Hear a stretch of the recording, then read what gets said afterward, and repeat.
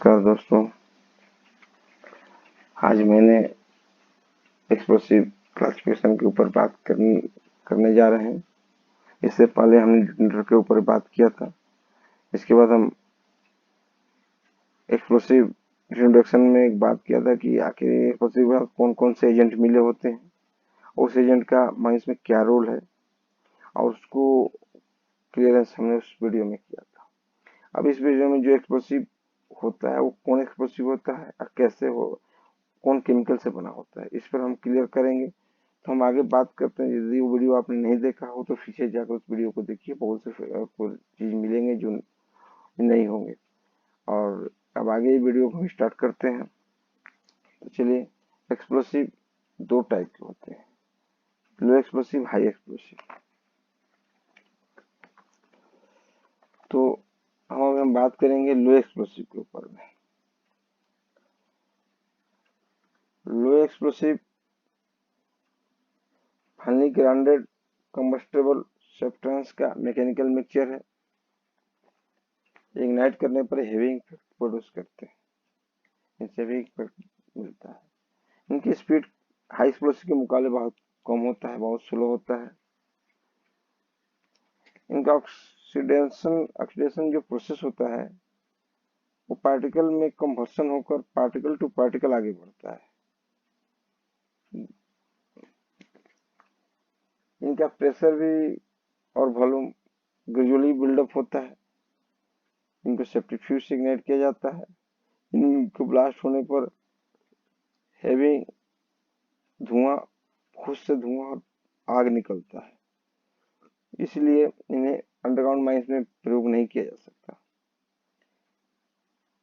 इनका नाम gun powder भी कह सकते हैं या ब्लैक पाउडर भी कह सकते हैं। अब हम बात करते हैं हाई एक्सप्लोसिव के ऊपर में। High explosive chemical explosive compound का मैकेनिकल मिक्सचर है। केमिकल कंपाउंड बाय नेचर एक एक्सप्लोसिव खुद के होते हैं, ये खुद ही एक्सप्लोसिव है। हम आगे इसको बात करेंगे इसके डिटेल में। अब आगे आते हैं। इनको इग्नाइट डिटोनेटर के द्वारा किया जाता है। हम इस चार्ट में दिखा रहे हैं कि कौन कौन केमिकल वो जो कंपाउंड है जो खुद एक्सप्लोसिव है, वो कौन है, उनका नाम हम दे रहे हैं।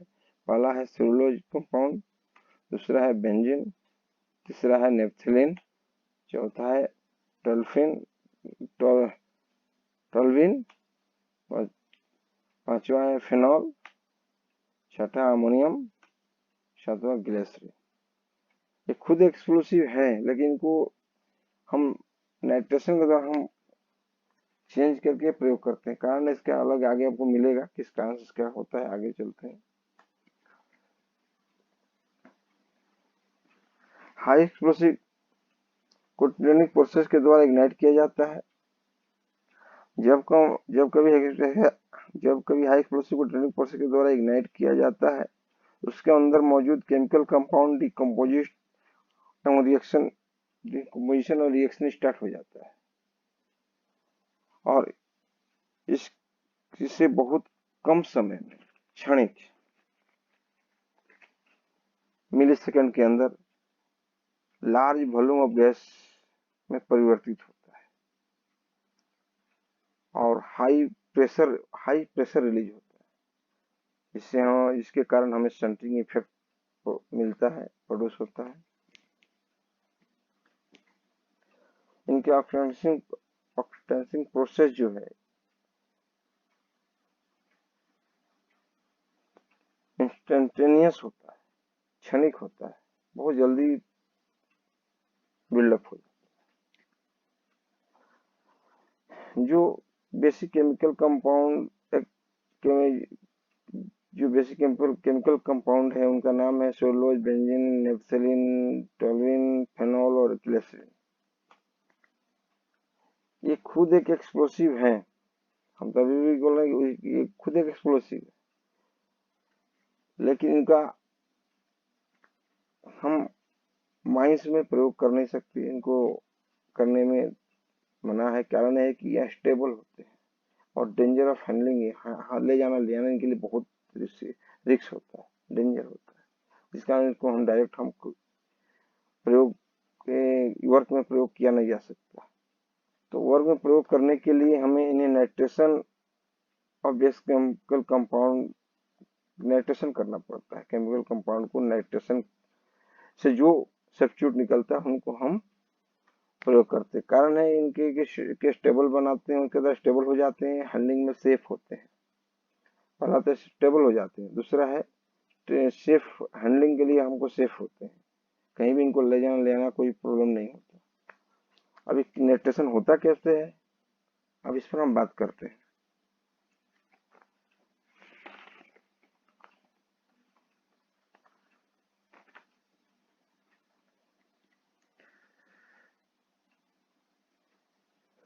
ये केमिकल,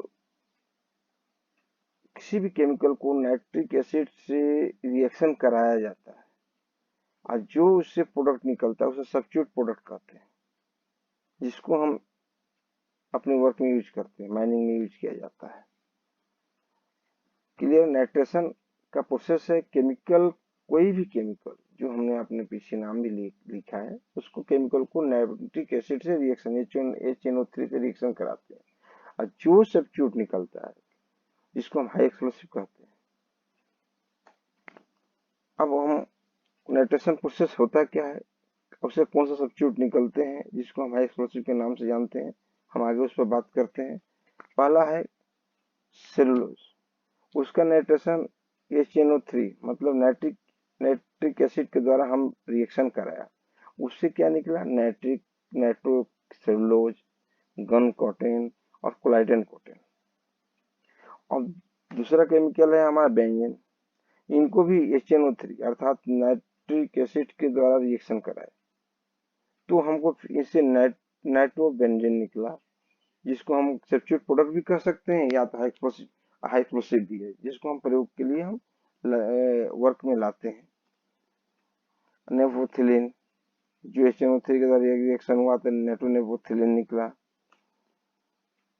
टोल्विन, HNO3 के द्वारा रिएक्शन करने पर हमको निकला ट्राइनाइट्रोटोल्विन TNT। फेनॉल, ये भी HNO3 के द्वारा रिएक्शन के साथ रिएक्शन कराने पर ट्राइनाइट्रोफेनॉल निकला।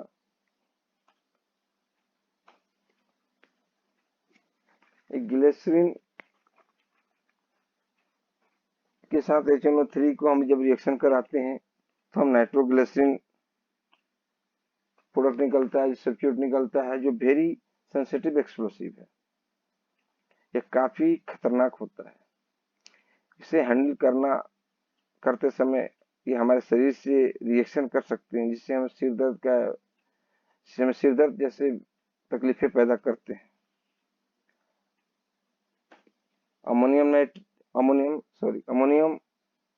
HNO4 प्लस HNO3 को रिएक्शन कराया गया तो अमोनियम नाइट्रेट निकला, NHO4 NO3।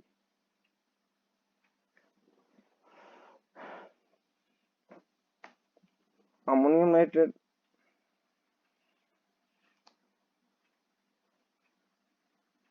यह एक हाई एक्सप्लोसिव है। अमोनियम नाइट्रेट को हैंडल करने में काफी सुरक्षित होता है, लेकिन इसे डिटोनेशन जल्दी नहीं होता। अमोनियम नाइट्रेट एक्सप्लोसिव हाइग्रोस्कोपी का नेचर होते हैं, जिस कारण से आसानी से पानी में अपने आप को ऑब्जर्व कर सकते हैं और खराब हो जाते हैं। लेकिन एक चीज है इसमें कि इनमें ऑक्सीडाइजिंग एजेंट और कूलिंग एजेंट ये खुद है, इनको ऑक्सीडाइजिंग एजेंट की जरूरत नहीं पड़ती, खुद ऑक्सीडाइजिंग एजेंट है। कूलिंग एजेंट भी यही है, का काम भी करते हैं। तो पानी के मौसम में खराब हो जाते हैं इनका तो एक प्रॉब्लम है, लेकिन साथ में इनका बेनिफिट भी है कि ले जाना काफी सुरक्षित होता है। ये हाई एक्सप्लोसिव हैं, इन्हें हैविंग इफेक्ट प्रोड्यूस करते हैं। अब एक और बात करते हैं इस पर, जितने भी हाई एक्सप्लोसिव होते हैं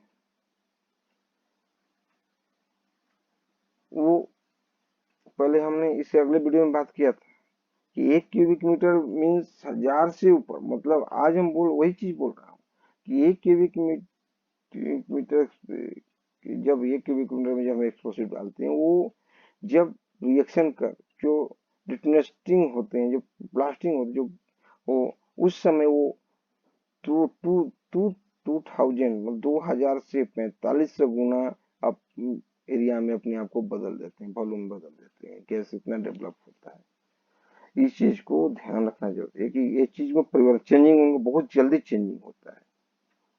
जब डिकम्पोजिशन होता है तो अपने आप को 2000 से 4500 गुना में टाइम से बदल देते हैं, उनका गैस डेवलप हो जाता है।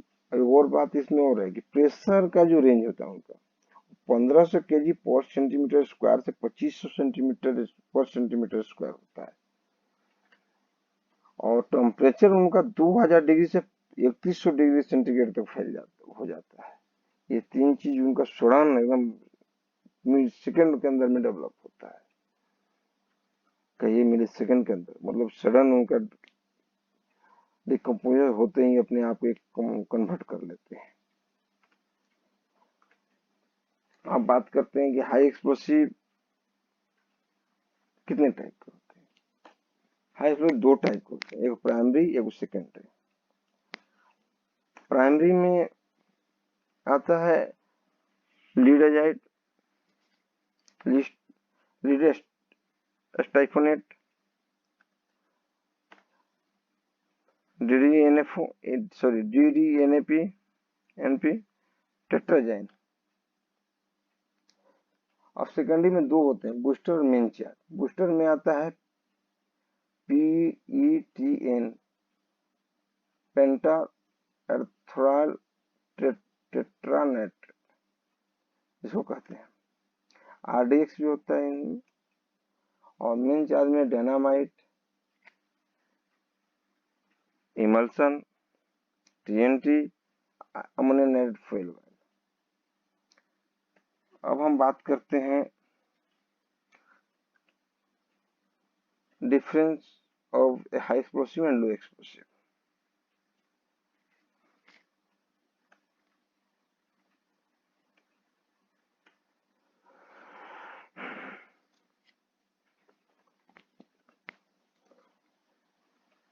हाई एक्सप्लोसिव केमिकल कंपाउंड का मैकेनिकल मिक्सचर है, लेकिन लो एक्सप्लोसिव केमिकल लो एक्सप्लोसिव कंबस्टिबल मटेरियल का मैकेनिकल मिक्सचर है। ऐसे कह सकते हैं ज्वलनशील पदार्थ का मैकेनिकल मिक्सचर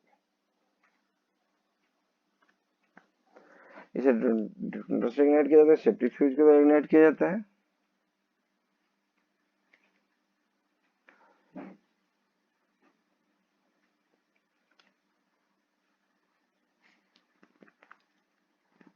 हाई इनका डिकम्पोजिशन हाई, डिकम्पोजिशन हाई बहुत हाई होता है। इनका मटेरियल का डिकम्पोजिशन बहुत स्लो हो जाता है।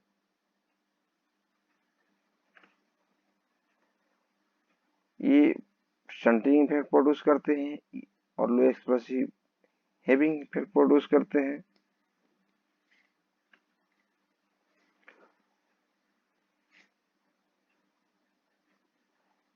इनका प्रेशर सडन बढ़ता है, और इनका प्रेशर और वॉल्यूम सडन डिकम्पोजिट के तुरंत बाद सडन बढ़ जाता है, लेकिन इनका प्रेशर बिल्डअप ग्रेजुअली बिल्डअप होता है, स्लो होता है।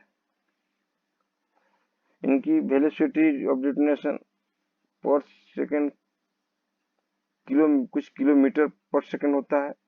इनका वेलोसिटी ऑफ डिटोनेटर पर मीटर पर सेकेंड होता है।